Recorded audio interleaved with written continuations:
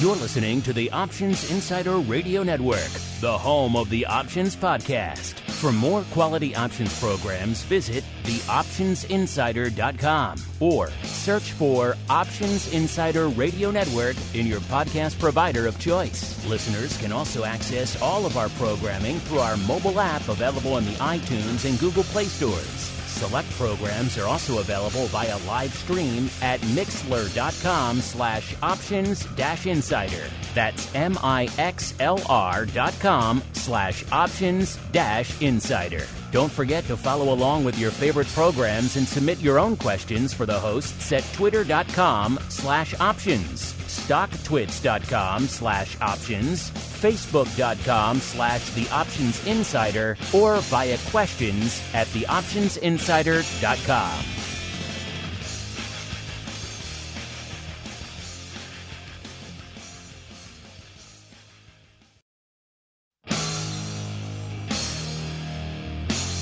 And now, it's time for the show that breaks down the options market from unusual activity alerts to market analysis, strategy overviews, listener questions, and much more. If it involves puts and calls, then our all-star panel will break it down. It's time to hit the Option Block with your host, Mark Longo from the Options Insider Media Group, and co-hosts, Uncle Mike TOSAW from St. Charles Wealth Management, along with Mark the Greasy Meatball Sebastian and Andrew the Rock Lobster GIOVINAZZI from OptionPit.com. And now, get ready to hit the Option Block.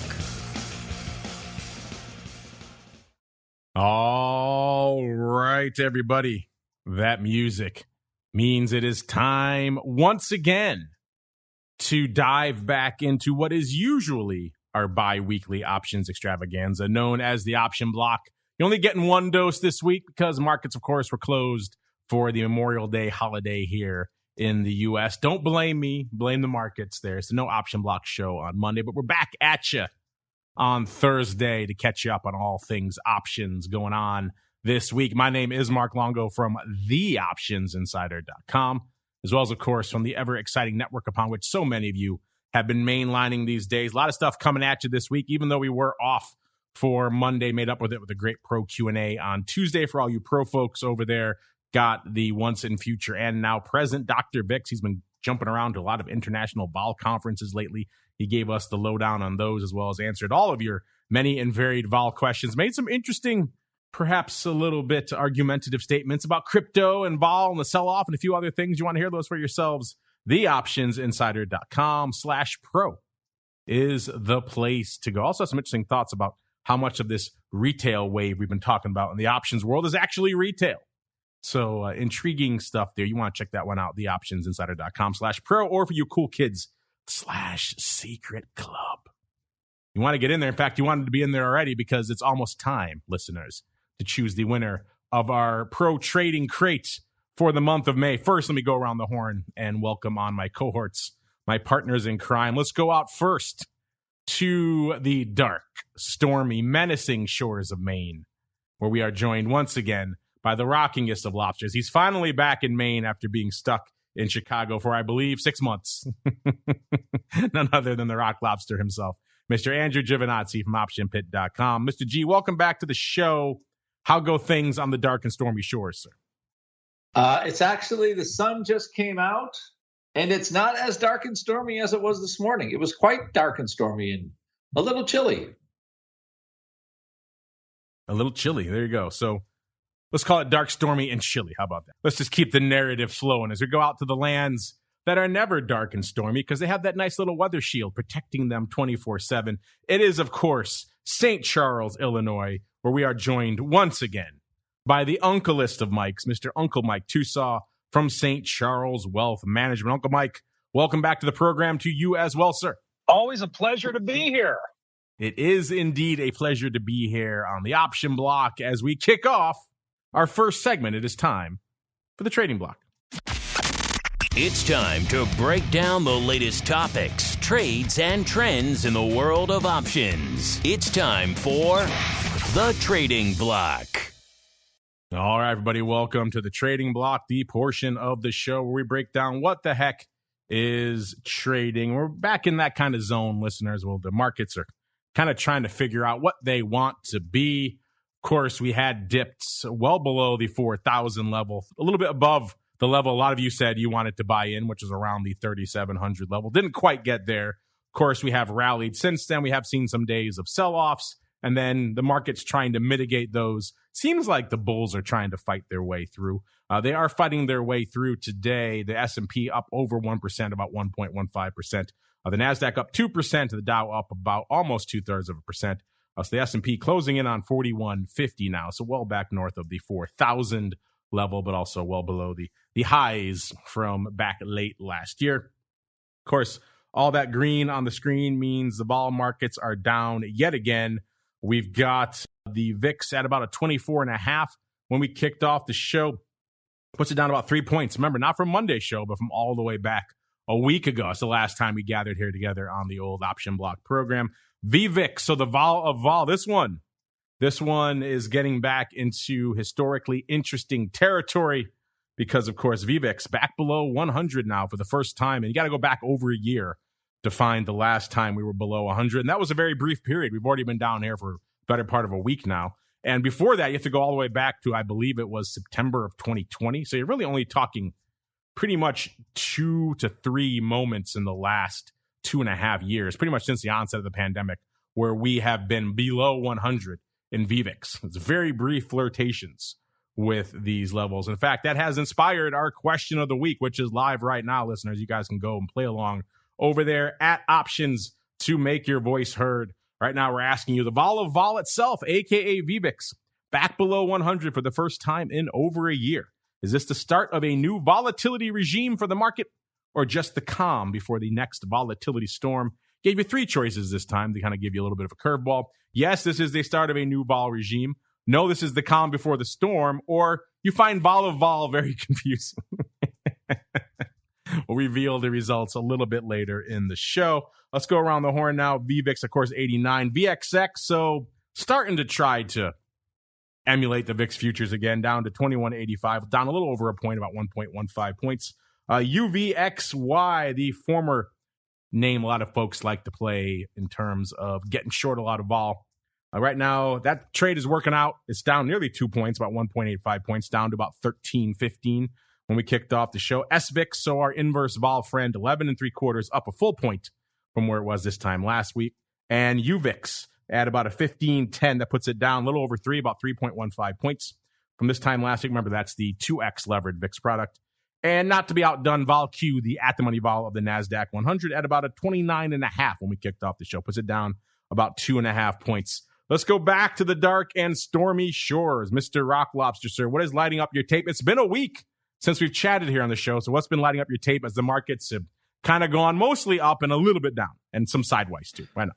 Well, I think in this, I'll be interested to hear TOSAW's take on this, but Microsoft says their revenue, they're guided down on revenue and for their quarter with a month to go. So they're not expecting much.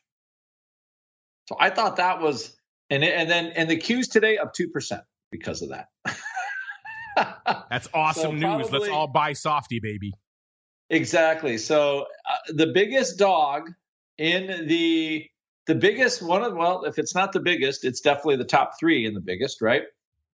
Dogs in the Q, now it's only down $1.35.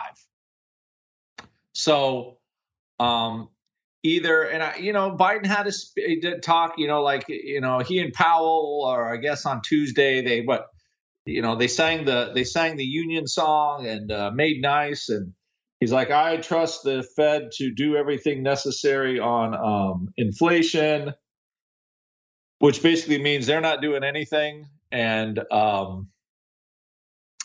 so I feel there is some sort of policy certainty there. Like the market has waffled up and down a little bit, but I think at this point, it just feels like the market is expecting like earnings to be not as good this quarter.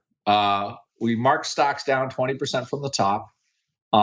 Most of frothy tech has been slaughtered. I mean, there's probably how many stocks with a multiple are left? Like Apple's at what, a 24 PE now? Let me see here.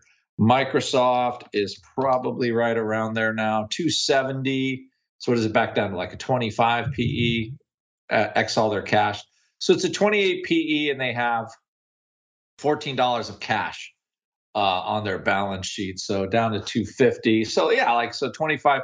So that multiple has been reduced. Doesn't mean it can't go down more. Apple's multiple has been way reduced. They're down to a 24 X cash, probably like a 19, something like that. Netflix, let's say it's another one, right? Netflix cut in half, right? So all of a sudden, Netflix is an 18 PE stock now. PayPal was that down 60%, 65, 70% from the top. So whatever it is, like all these Q stocks, they've gotten hit pretty darn good from the top, right? Pretty good smack. The more, I would say the more high flyers, 80% of the market value lost from the highs of last year. So there's that. Definitely the market did not waste any time in just shredding those those companies. There's probably a couple with a little bit like AMD. Are you slamming Oatly again? Are you talking about Oatly? Oh, AMD still got a multiple, I would say, pretty high. NVIDIA pretty high, although demand for their products now is incredibly high. Like they can't sell enough of what they have. Like they can't make enough. So, okay, we got that. We've got high oil prices. We have inflation. OPEC says they're gonna do some pumping. Okay. So I guess the short answer is we have from a vol point of view, we still have a 24. We're still in the danger zone. It's hard to believe. I think Mark will be doing vol views tomorrow. It depends. If he's going, he's got anyway. So, but you might be playing the danger zone song tomorrow. I guess what is that? 5 weeks in a row, 6 weeks in a row, 7 weeks in a row. That's quite a bit. Kenny's collecting a lot of checks these days. That's all I'm saying. Between that and the Top Gun movie, I'm assuming the new Top Gun movie must use this song again. Otherwise, it's not officially a Top Gun. Well, apparently not that much. Really? There's no danger zone in the new movie? I think the only gripe with the movie was that they didn't use the song that much. Did you see it? Did you go see it? No, I just been reading the reviews on it. Our listeners went and saw it. They said they liked it. So I actually want to go see it just for, I haven't been to a movie in probably 10 years. The last movie I went to see just Empire Strikes Back. How backwards I am was that stupid silent movie that won the Best Picture 10 years ago. I think that was the last time I was in a movie theater watching a movie. That was like the most ridiculous Best Picture winner. What was it called? The movie or the show? I don't know. Silent movie. What an awful, stupid movie. Anyway. That was a poor choice to make it to your return to theaters, sir. But hey, I guess Top Gun coming out of retirement will get you back in the theaters, sir. Yes, I think it will. Anyway, so what we have is, okay, what do we have? So from a vol point of view, VIX is still 24. 9-day VIX, though, is finally starting to drift a little lower. Today, we had quite a range. SPY 407 this morning, and it's currently 413. So, almost a 2% range intraday once again. I think almost every day this week, we've managed to have a 2% range intraday. And it just feels like the market does not want to give that up. Like if we trade 420 tomorrow, it's not going to surprise me. If we go back to 405, it's not going to surprise. Like none of these kind of market moves are really super surprising. And 9-day VIX is around 24. So you're starting to get there's some sort of acceptance of where we are, at least from a vol point of view. But under any other time, we would still be in pretty high vol in the top quartile of volatility. So, today everything looks rosy, and apparently, I guess everybody's happy because we haven't been any big changes or anything.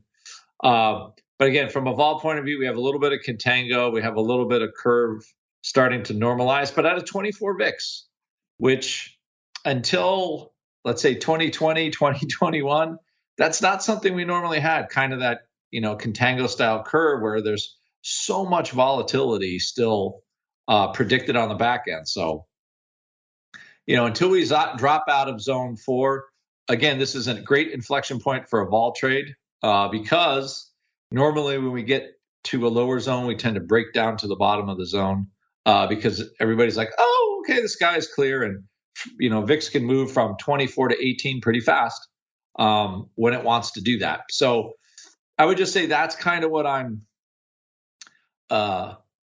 like from a vol point of view, what I see if we get kind of this, okay, well, things aren't great, but they're not going to zero either. And we'll try to, get things together. So I guess the biggest thing about Biden's speech on Tuesday is that they did not have any great ideas to try to fix some of the problems that they already sort of created. And it wouldn't surprise me to see that Janet Yellen gets the door before the next election. Before the midterm elections, and she will be the inflation scapegoat. She is the one taking the heat, right? She's like, oh, she's coming out and putting herself out there as kind of the bit of the scapegoat, which, your Treasury Secretary, you should take some of that heat. But yes, that does seem like she's going to be the one throwing herself on the old sword. Yes, I think so. So anyway, I'm curious to see what TOSAW has to say about this market, because clearly we're still not up, nowhere close to up for the year, not even close as far as SPY goes. So there is plenty of room, there's plenty of room to make things happen. Let me see here. I'm just trying to get my 1 year. Yeah, we started the year, hard to believe. Yeah, we were 480 at the beginning of the year. So the market has taken some heat off. Again, I thought when we talked about 3750 was kind of that area. We traded down to 3800. And things kind of bounce from there. So, and mostly because I think things, it appeared, did not get worse, right? So the oil squeeze is mostly, I think most people could agree now, was created, right? It was created because you're embargoing the Russians, we're messing up the oil markets. The lockdowns contributed a lot to, the lockdowns in China contributed a lot to like sort of the product squeeze. Also Russian wheat or Ukrainian wheat not being able to get out. There's all these things that this nasty little war is helping to mess up. So, but at least as right now the market's like, well, at least not getting worse. And I think that's kind of where we are. We're at the point where at least it's not getting worse. So what does VIX do when we're not getting worse? And generally when we're not getting worse, vol tends to get a little lower. So that would not surprise me in the least. Not getting worse. So buy all the stocks, sir. That's what it means. Well, that's what's happening. By the way, our chat is informing me that movie you saw was called The Artist. So, yes. And it's of all the movies I would have picked for you to return to theaters, The Artist, the black and white. By the way, and I saw that 10 years ago. That's why you haven't been in theaters in a decade. You went and saw that one. You're right. I saw that. I'm like, that is the biggest waste of money ever. I'm just, whatever's on TV, I'll watch. I haven't seen that one. I know Crash was a pretty bad Best Picture winner. So that one's up there for me in terms of my least favorite Oscar winner out there. Dude, go watch The Artist with your wife, and you can and then we can discuss it next week. Isn't that Michael Fassbender? I like him. He was pretty good as Magneto, so I'll have to check him out as the art. I believe he was in that one. But I digress. We can talk silent film for days here on the network. But instead, let's go out to the land of St. Charles, where Uncle Mike is waiting with bated breath to get at you folks. He's been off for a week. He's got a lot to say. Uncle Mike, what do you have in store for us today, sir? You bet I got something to say. So first off, Top Gun, it is a 10. Go see it. It was a phenomenal Oh, you saw movie. it? Awesome. So there you go. A review on the network. Our chat was saying they liked it. The big question, is there a danger zone in the movie? I'm not going to give any spoilers except go see it. Oh. I'm not saying anything. This is crazy. All these positive reviews for Top Gun sequel. I had literally no desire to see this thing, and just all the wave of positivity is going to suck me into the theaters. That everyone's loving this thing. It's got like a 98 on Rotten Tomatoes or something crazy. If you liked Top Gun, you'll like this. I mean, the one thing I did like the original better because, well, the original is always better. Who doesn't like sequel. Top Gun? Come on. With the exception of The Empire Strikes Back, the original is always better than the sequel. So that's the cool thing about it. But just the fighter scenes, the special effects, things like that. I mean, they did pretty much the best that they could, considering there was nearly a 40-year gap between films. So yeah, is this the longest we ever between sequels for a film franchise? It has to be, right? I would think so, because when did Top Gun come out? 86. So yeah, it would have been like 36 years between the movies. So I was a big fan of it. I thought that they did a really good job of it. I'm not going to say anything else because I don't want to spoil it for anybody, but I was definitely a big fan. And so I'd even almost go see it again. I thought it was that cool. It was if you get goosebumps when you see, just from the first movie, when you see Tom Cruise give that salute before he goes off to war, when he's in the cockpit and he's just and he does that to the guy that gives him the clearance for takeoff. I mean, to me, it's like, all right, let's go fight the bad guys. And so you get that feeling a lot in this movie too. So I liked it a lot. So, but in terms of the markets, right now we are down about 12 points from the close of last week. So on the week, we're down 12 points. Of course, we're up a little over 1% today. So it's kind of been an exciting road to nowhere so far this week. We've gone up, we've gone down. We really haven't gone up that much. Futures were above the 4,200 mark on Memorial Day for a little bit, but for a brief period, not very long. And then we went down. We had a couple of new highs on the cash a few times this week. And then, of course, today we did go with a low of 40.74 on the SPX. So we have definitely been having a lot of movement throughout the day. That's for sure. These are definitely not markets for the faint-hearted, whether you're a bull or a bear. We've had a little bit of a sell-off in the 10-year this week, so we have come down a little bit there. And then ultimately, what I think is kind of interesting right now is that if you are a market bull, is now the time to sell your energy and buy your technology.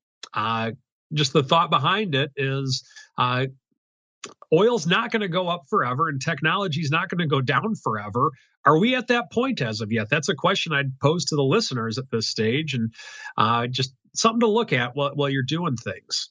The other thing that we have going on today, silver is up 38 cents on the day, SLV at 20.51 on the day. So we do have some movement there. In terms of the market in general, I think that the next stumbling block or the next point that we have to get over at this stage is the 4,200 level. It's another key number. And if you look at it, we've talked about the 4,200 level. If you remember what seems like an eternity ago, just a couple of months ago, is can the market hold 4,200? Can it hold 4,200? And then, of course, it didn't. But now I think the question needs to be, can it get over 4,200? Because we had a lot of points there. We had a point there where it was kind of at support in June a year ago. It kind of stopped there and bounced back in March. And then, of course, we sat there for a while in late April, early May. Now we need to get through it. That's kind of a big stopping point, or I think not stopping point, but a big barrier that we're going to need to get through if we want to go higher.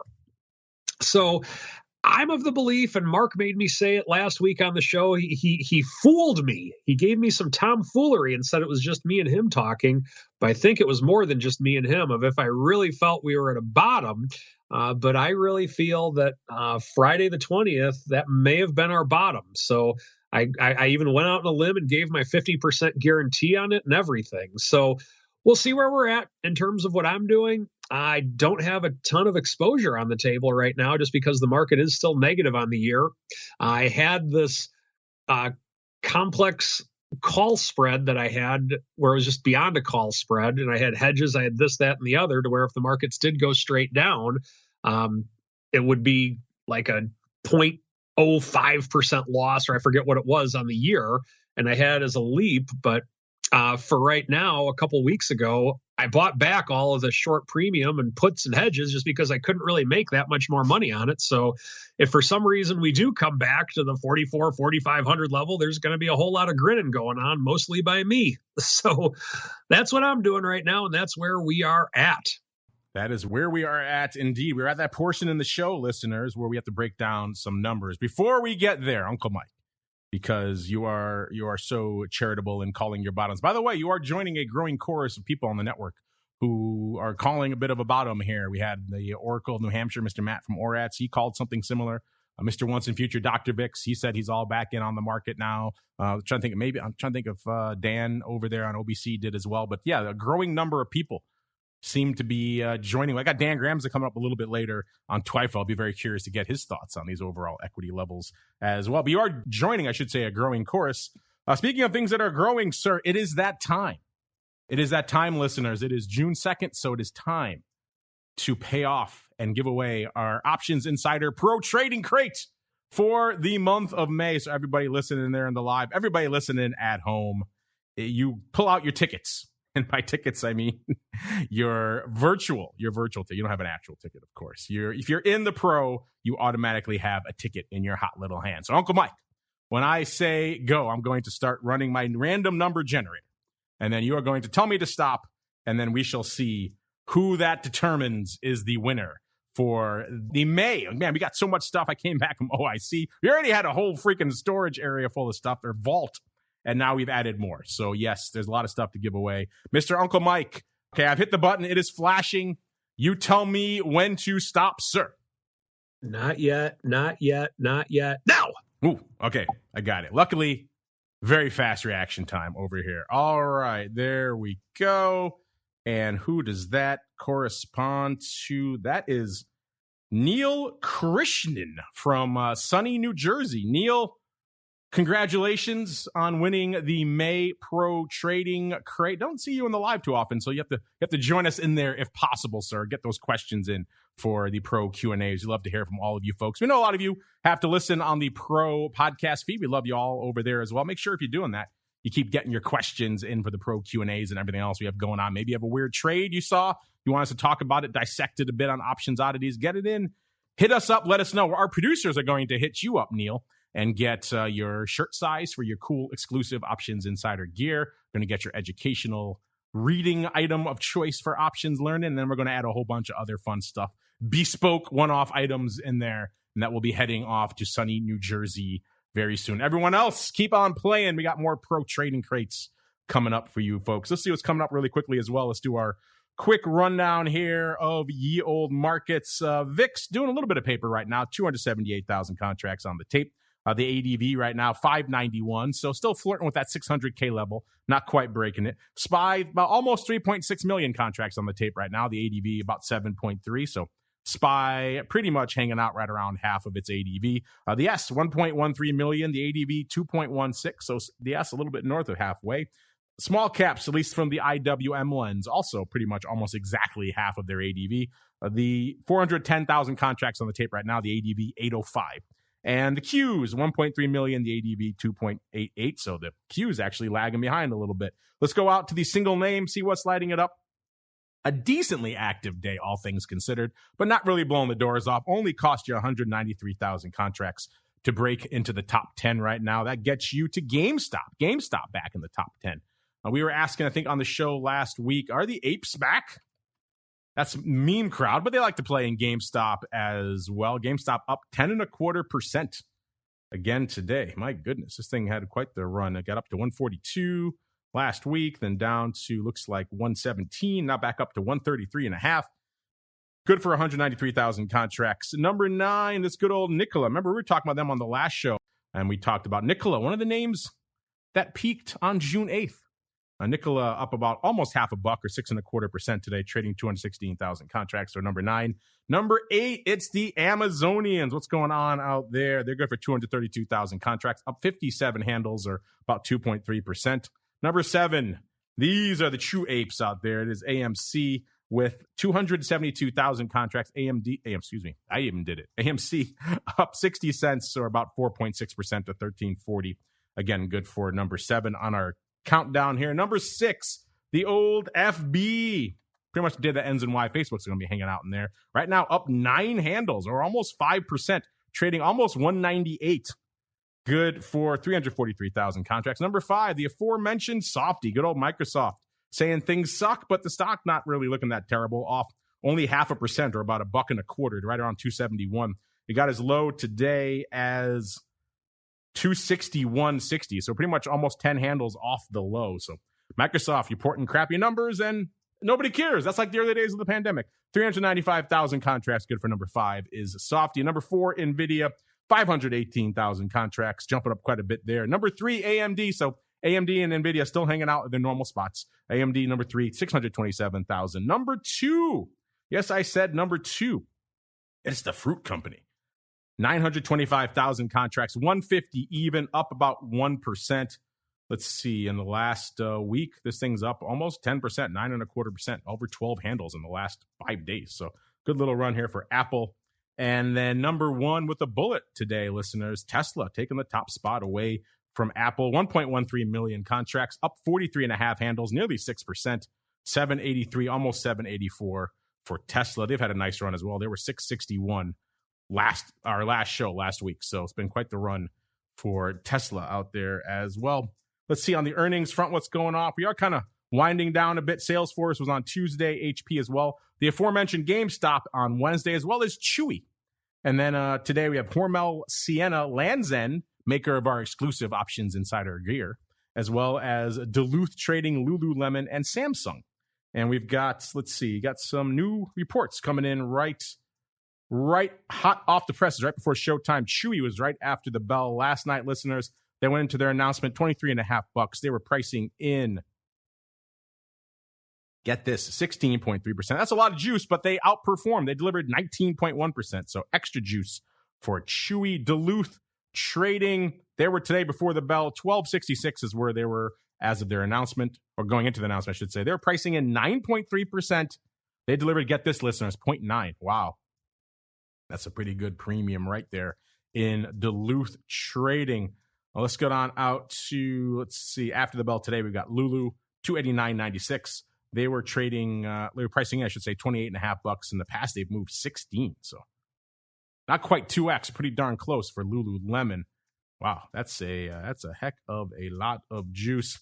We've got more earnings move results and stuff coming up. Check them out for yourselves at theoptionsinsider.com. We got to get on rolling with ye old program. The season right now hanging out at 83%. So that's a little light, listeners. The average right now, pretty much since the start of the pandemic, has been 88%. So we're looking kind of light. And it's these last couple of weeks that are kind of dragging us back down. The last week, 81%. Week 1, of course, pretty bad, 64%. Week 2, 70%. Week 3, 98%. It was over 100%. I think they've revised that down. Week 4, 82%. Week 5, 87%. And week 6, as I said, 81%. All of that averaging out to 83%. So looking a little light on the earnings vol front. Some new trades being exited in Duluth and a few others. They close out a straddle in Duluth and some other names out here. They close out a short straddle in another name. So check out the earnings trades reports as well. TheOptionsInsider.com is the place to go. Meanwhile, we got to get on going out of here. Before we do that really quickly, let's just hit the numbers for OCC listeners. We got the numbers in from our friends at OCC. Hot off the presses, the question we've all been asking, can the party continue? And so far, the answer is still a resounding yes. The numbers coming out pretty much this morning. OCC May numbers up 19.7% from May of last year. Again, the highest May on record here. What is the total? Total volume, 866.5 million contracts. Again, that's up nearly 20% from this time last year. A year-to-date ADV through the end of May, 41.7 million contracts. That's up 6%. So that's looking good for my prediction that we are going to at least mildly eclipse last year's numbers. ETF options up 64%. Index options up 49%. So big jumps in those sections. That surprise you? Hit us up. Let us know as we keep on rolling. It is time to unleash the beast. It is time for the Odd Block. It's time to break down the most interesting, unusual, and downright questionable options activity that's been identified by theoptionsinsider.com. It's time for the Odd Block.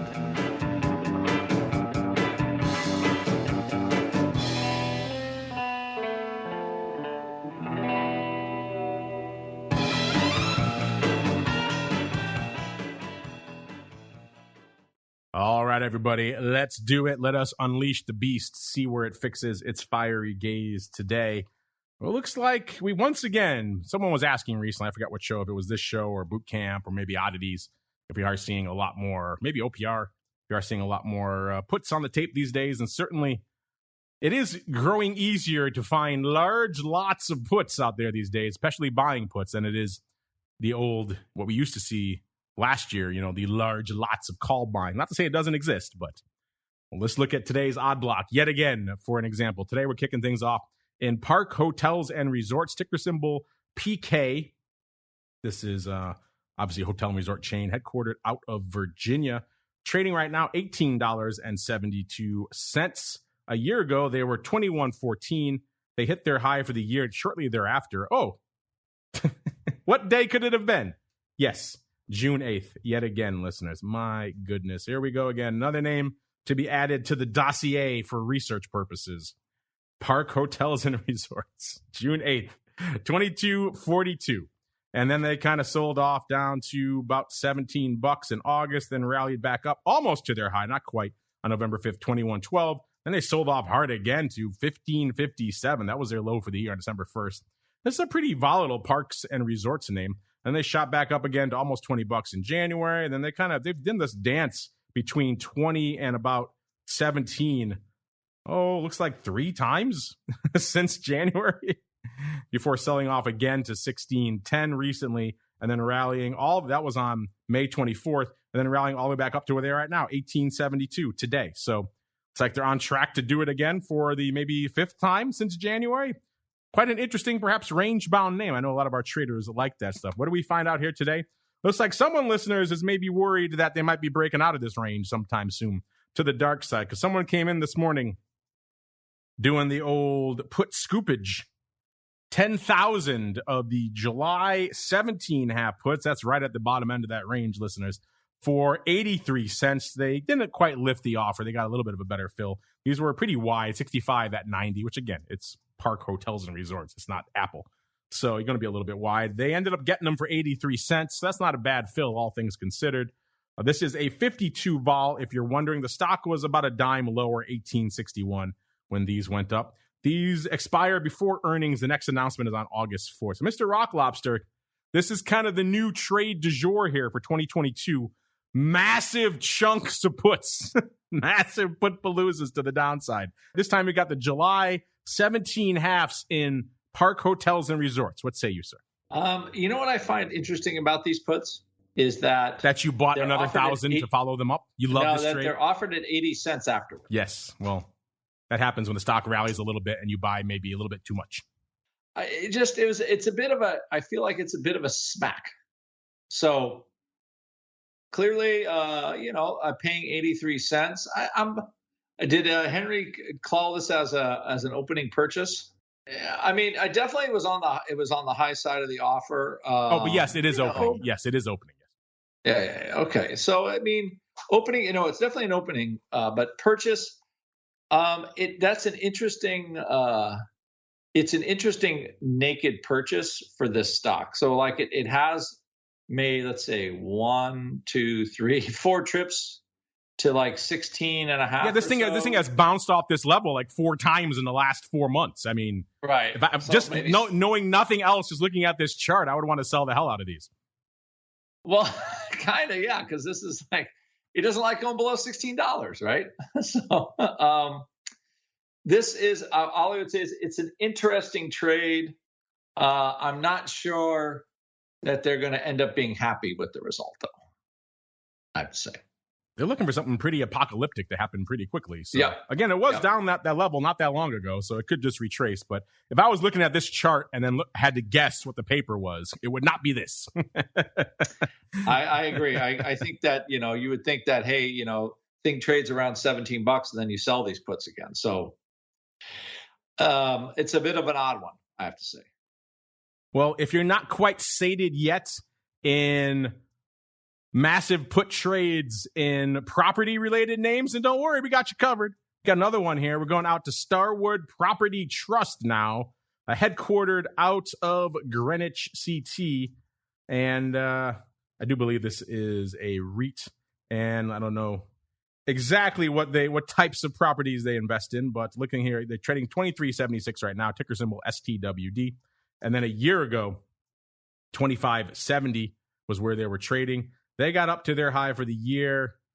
Oh, we missed it, listeners, by 3 days. The high for the year was $27 on June 11th. I've got the listener, one of our pro listeners wrote in saying, is that June 8th thing still a thing? Yeah, so far it seems to be even more of a thing, which is crazy. All right, then it sold off to September 10th, 24.5. Then it rallied back up on November 24th, 26.25. Then it got just the crap smacked out of it, to use a technical term. Went from 26.25 on November all the way down to, by December 20th, it was 21.88. So they came for this thing pretty hard. That was the biggest move of the year by far. But then they kind of rebounded. By January 11th, they're back up to about 25.5. And then they sold off again. These REITs are getting volatile. 22.40 they went down to from 25.5. So sold off about $3 again. Then it rallied again up to looks like about 24.77. This is a similar chart to the other one. A lot of peak to trough moves, but unlike the last one, this one, each subsequent move seems to be a little bit smaller, a little bit more muted. The other one has kept bouncing between about 17 and 20 odd for the last 4 months. This one, they kind of do more muted bounces, but they have been bouncing quite a bit. To where we find them right now, 23.77. And what did our Eye of Sauron find? A similar trade. The July 22 puts this time. So these are $1.75 out of the money, going up 9,901 times. These were, unlike our other name, this was a little bit tighter market, only a dime wide. And they had to pay through the offer to get it done. They had to pay 47 cents. They were offered at 45. That's a 30 vol, if you're wondering, listeners. And they did it 9,901 times for 47 cents. The stock was pretty much right here, 23.70, about a dime lower. And let's see, again, there are no earnings. People are paying up for these puts, but they're not getting them all the way through earnings. In this case, they only had to go a few more weeks out. They had to go to the August 4th expiration. So if there are weeklies in this, which I'm guessing maybe there aren't, they could have, I guess they didn't want to go out another month and pay that premium. But yeah, Mr. Rock Lobster, 2 for 2 here on folks who are perhaps spooked about the near-term prospects of some property-related names, sir. Scoop and size puts. 2 for 2, and then, but we're also 2 for 2 that they traded 47 cents and they're offered at 45. All you want. Yeah, I'm sure they're loving that. Yeah, like you buy 3,000 or you buy 9,000, and then you can buy more at a cheaper price. Like, so I don't know what to make of that, except the liquidity provider or anybody they have definitely some. They are feeling good. Yeah, they got some to go, I guess. That's kind of weird. Yeah, you think when someone comes and takes it all that they would want to jack them up a little bit, but apparently they got more bullets in the gun. we got 100,000 more. You want them? So anyway, I think that's that's what we got on the whole enchilada here. So anyway, I think this is just it's got to be the same customer. They have some axe to grind here, or maybe they bought stock they want to protect with puts. But either way, it's there was no problem selling them these puts. Now I did see another 3,500 of the 23s in July traded on a block, so I thought that was kind of interesting. But again, they're definitely buying these property stocks. I don't know what they're expecting, but they're definitely expecting some apocalyptic property mayhem. They're expecting some annihilation. Yeah, I guess they didn't get the news that it's supposed to buy stocks today, not sell them all. Yes, they did not get the news. Let's go out one more here. Let's flip the script, listeners. We've been talking about a lot of puts. You gotta search a little bit these days. Our chat's debating the best sequels of all time now. My producers are weighing in. It's a whole contentious thing, listeners. They're distracting me with their debates. All right, let's go out to this last one here. Let's go out to Mr. Uncle Mike. You'll like this one. Tune in for this one, sir. You're going to like it. This is Pan American Silver Corp. We actually went and found some call action. You got to dig a bit. This is ticker symbol PAAS. No, not the folks who make all those cool Easter egg kits you use once a year. This is Pan American Silver Corp, ticker symbol PAAS. Trading right now, $23.92, up nearly 8.25% today. So a nice pop for PAAS on the year. Let's see. They were trading 33.33 a year ago. It's pretty much all downside for them until February, pretty much. They hit their low for the year, $20.50, right around the beginning of February.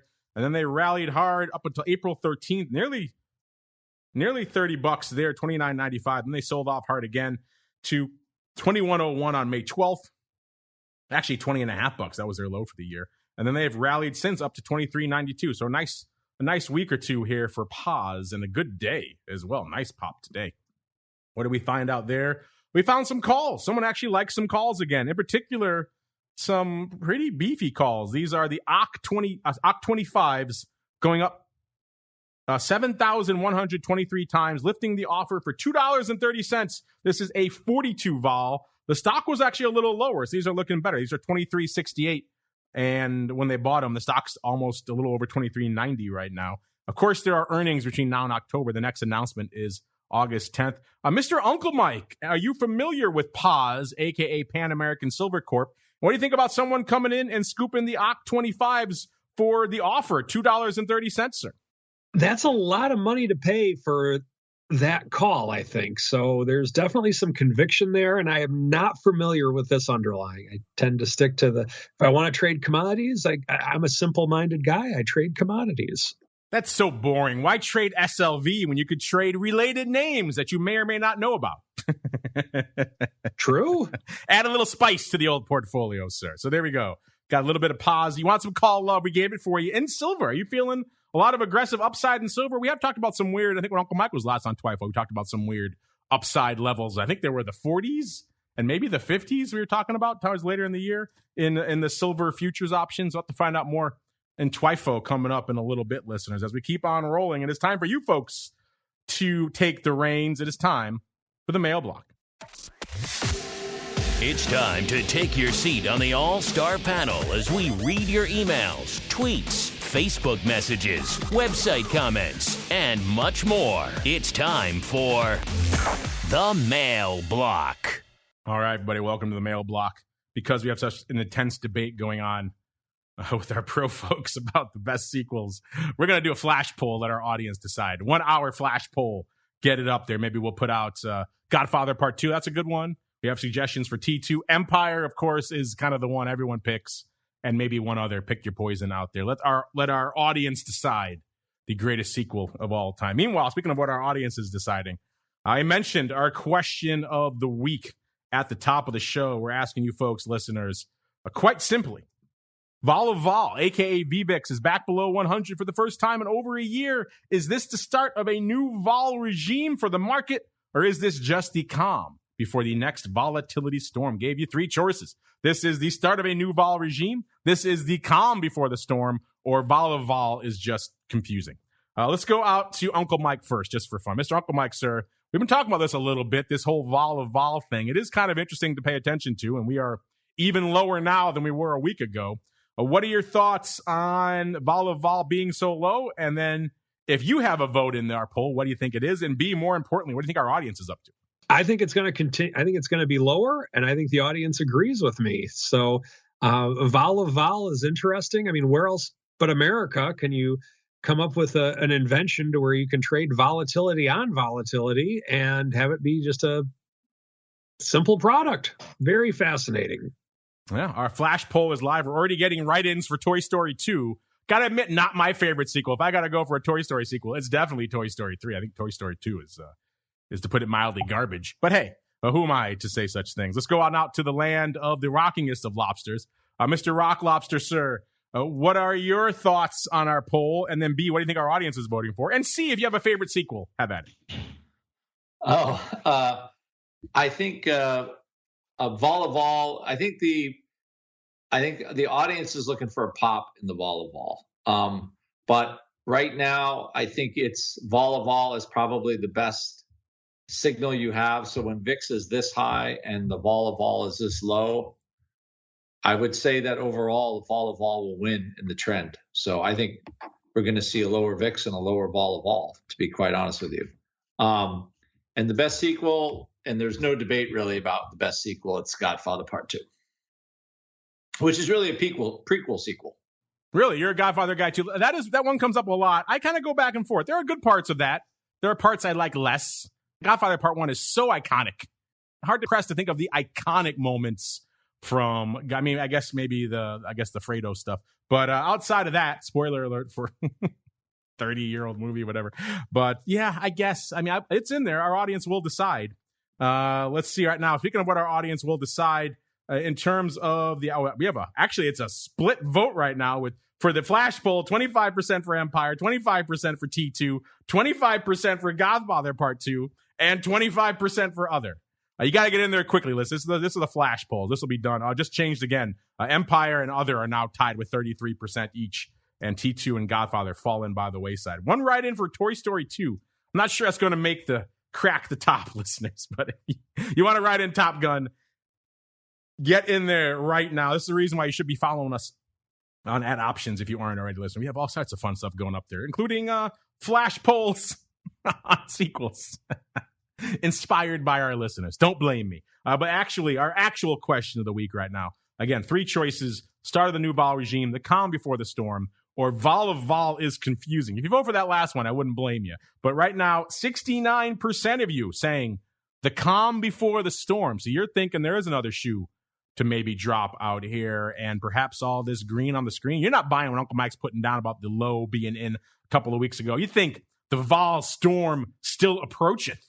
Interesting. 17.2% of you saying this is the start of a new, presumably lower Vol and Vol of Vol regime. And 13.8% of you saying Vol of Vol is confusing. I'm with you. I get it. It can be crazy. Get in there @options to make your voice heard. We haven't pinned it for you. Tell you what, we will pin it right now. That way you guys can find it a little bit more easily. If you're just coming in, if you're listening after the fact on the podcast, you will have time to vote. We will give you the final results tomorrow on volatility views. Oh, actually, speaking of our results, our poll from last week, this one was hotly debated on VolTwit, which is kind of the point of these polls. We like to engender some conversation. And we asked you last week, we've already asked you, I said, about your buy-in levels for SPX and SPY. Many of you were also waiting for the vol spike before you dive back into these markets. What level do you think VIX has to hit to signal concession in the broad markets?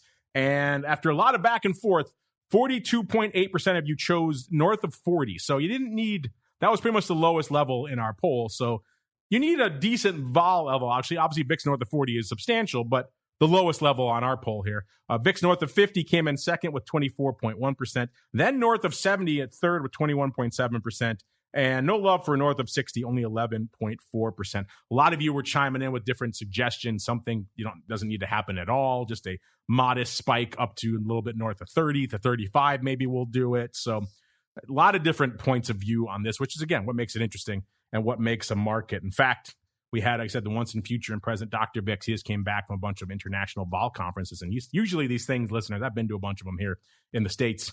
And usually it's a handful of strategies that are being debated on stage, or everyone just has awakened to the glory of selling puts, or is some sort of analysis of VIX calls versus S&P puts. Granted, a lot of those were SIBO events, so that kind of colors the products they're going to talk about a little bit. But Dr. VIX was saying that it's kind of all over the place. He said there was not one strategy that was repeated. Everyone seems to have a different thought, a different outlook, a different strategy on the mind right now, which is kind of fascinating and also emblematic of where we are in the market right now. No one really knows anything. And so everyone's kind of shooting in the dark, which kind of makes it fascinating and perhaps a little bit scary. So keep your powder dry if you are curious out there. Let's go out one more question here. Let's go to so many here. I don't think we have time for a whole thing about calendars. Let's go to Jay Stankovich. He says, are we seeing the same mad scramble for puts now that we saw for calls last year? Well, look at our odd block. Again, that's just anecdotal evidence. I haven't gone and crunched the exact numbers for how much of the ADV is puts versus calls. We can do that and get you a reliable number. Just anecdotally, what we're seeing and coming across the network right now. In terms of the big blocks, the big action, the stuff that's going to catch our eye here on the network, that stuff is decidedly skewing towards the puts. Just look at today. We had to scramble to find a size call to talk about, listeners. So, yeah, I would say look at these names. I mean, these are near dated sizable put purchases we were just talking about in names that should be sleepy, like REITs. So I don't know. It's up to you whether you call that a mad scramble, but I would call paying up through the offer in some cases for very near dated puts in things like REITs kind of a bit of a mad scramble. You're worried about something. And that's not the only name we've seen that in. We've seen that in financials and a bunch of others. So I would say anecdotally, yes, Jay Stankovich. But again, we got to go crunch the numbers for the industry wide to give you an accurate total out there. But right now, just anecdotally, what we're seeing coming across our screens here, shows like Oddities and other shows on the network, I would say the answer, Jay Stankovich, is a resounding yes. It's time to tell you what we'll be watching on our trading screens until the next episode. It's time for Around the Block. Welcome to Around the Block, the portion of the show where we... our chat, where we... what do we do here? I'm getting distracted by all our people here. This is the portion of the show where we tell you what we're watching for the rest of the week until we gather here together on Monday. I'm also distracted by the one and only Uncle Mike because he wrote in a decidedly incorrect answer for our flash poll. He wrote in Rocky 3. Everyone, Uncle Mike, everyone knows Rocky 4 is the superior film, sir. I respectfully disagree. Don't get me wrong. I love Rocky 4. I must break you. It's really cool. I love it. You won't find a bigger, outside of Sylvester Stallone himself, you will not find a bigger Rocky fan. Greatest training montage, perhaps montage of cinematic history, sir. I don't know, because I mean, just the whole spirit of Rocky. He lost his eye of the tiger, and then his former enemy helps him get it back. I mean, that's a lot of Americans, myself included, can identify with that. And so that movie, actually, I remember playing a bad game my senior year of college, and I was really stressed that I might not get a shot at going pro. And then I saw that movie, and then seeing Adrian say, you're the one that's going to have to live with yourself if you think this way. And that inspired me like it inspired Rocky, and it changed my life. So, I mean, it's a deep personal connection to me with Rocky 3, but Rocky 4 is also an excellent film as well. I will say this.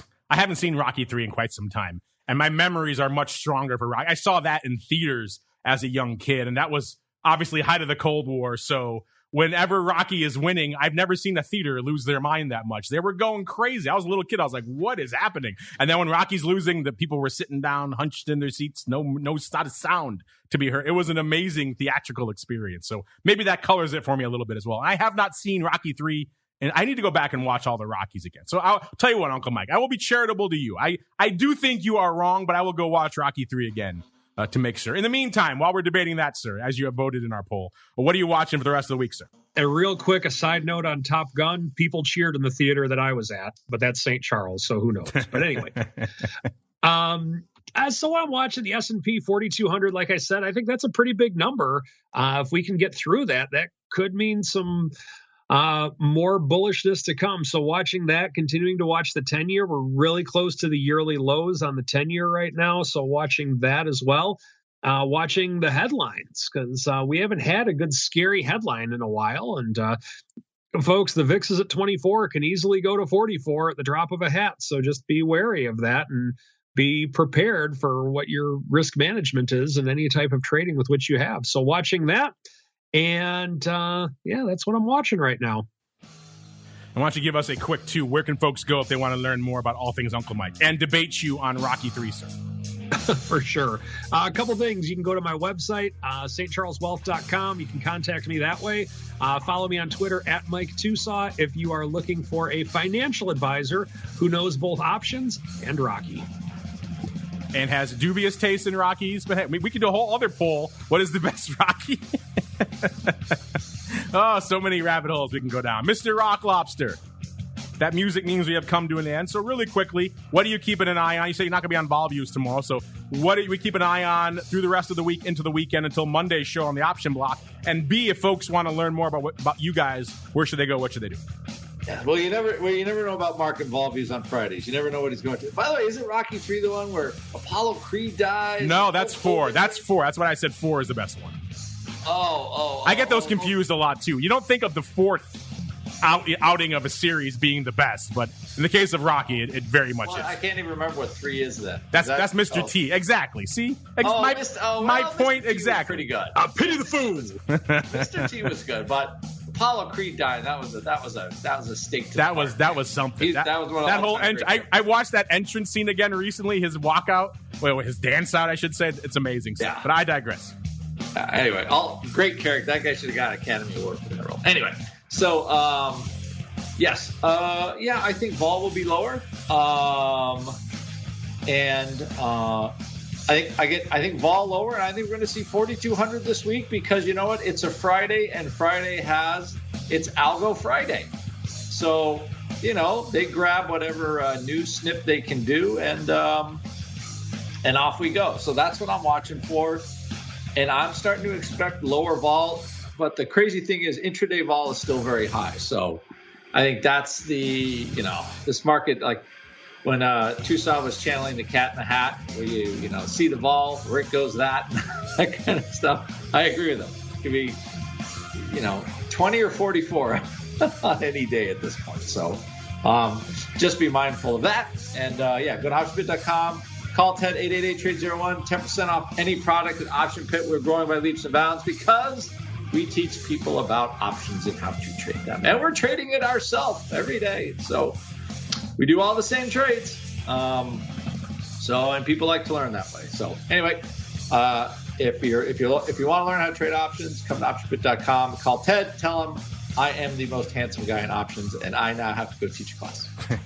You go, as our chat will continue debating the best movie. Hang out a little bit, get a beverage. We'll be back in about 25 minutes, listeners, with the man himself, Mr. Dan Grams. I can't think of a better person to pick their brains on all these different crazy commodities that are swinging wildly all over the place. I'm guessing he'll probably have some thoughts on the broad equity levels as well. You don't want to miss this. If you're listening live, stay tuned, listening after the fact. Hit next on your device of choice. TWIFO should be there waiting for you, hopefully, depending upon when you listen to the option block. And, of course, back again tomorrow for Volatility Views. Then for all you cool cats in the Secret Club, back again after that for Options Oddities. Then back again on Monday, another episode of the Option Block. Stay safe out there, everybody.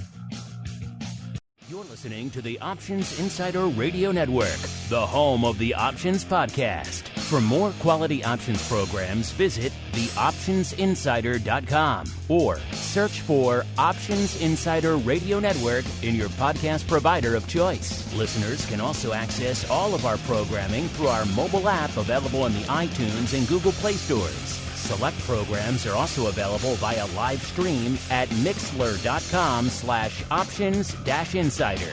That's mixlr.com/options-insider. Don't forget to follow along with your favorite programs and submit your own questions for the hosts at twitter.com/options, stocktwits.com/options, facebook.com/theoptionsinsider, or via questions at theoptionsinsider.com.